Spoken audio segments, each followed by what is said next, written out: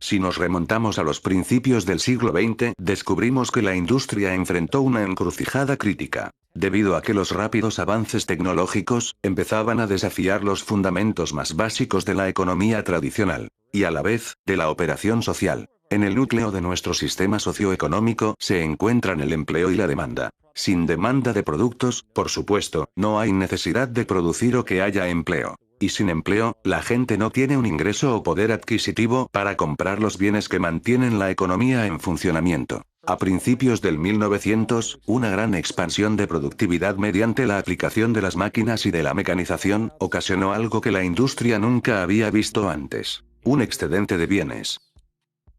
Un artículo de 1927 en la revista Nation Business, donde se realizó una entrevista al entonces secretario de Trabajo James Davis, escribió: "Es posible que finalmente las necesidades del mundo sean producidas en 3 días de trabajo a la semana".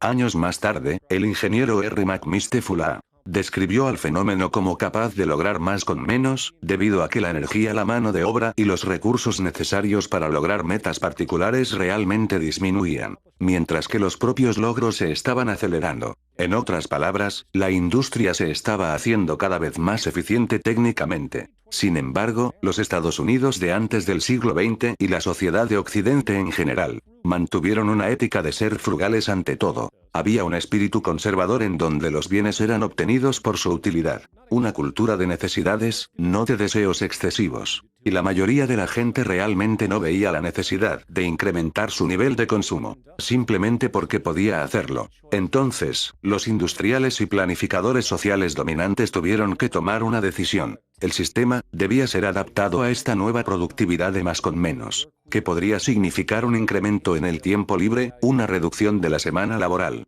y un ajuste en la escala de pagos y el valor de los bienes, que refleje esta nueva abundancia como debe ser. O, algo más dramático debía ocurrir: los propios valores subyacentes y afectos de la cultura necesitarían ser alterados, de modo que la propia idea de consumo se vuelva una utilidad en sí misma, y así consumir por el bien de consumir, a fin de mantener el status quo.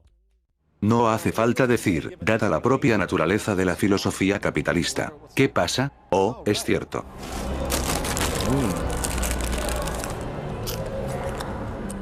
No hace falta decir, dada la propia naturaleza de la filosofía capitalista. La segunda idea fue considerada como la única opción razonable. La actual ética dominante de incrementar la rentabilidad por parte de la industria no debía verse comprometida. Entonces la idea alternativa de trabajar por una abundancia que cubra las necesidades humanas, permitiendo quizás un nivel de libertad nunca antes visto, incluso hasta haciendo florecer una nueva época de iluminación en la existencia humana, rápidamente fue bloqueada por los intereses de la clase propietaria y el mundo que ves a tu alrededor, cada vez más lleno de mierda, vanidad, materialismo, desperdicio, esclavos asalariados, conflicto y consumo inconsciente e impulsivo, fue el resultado.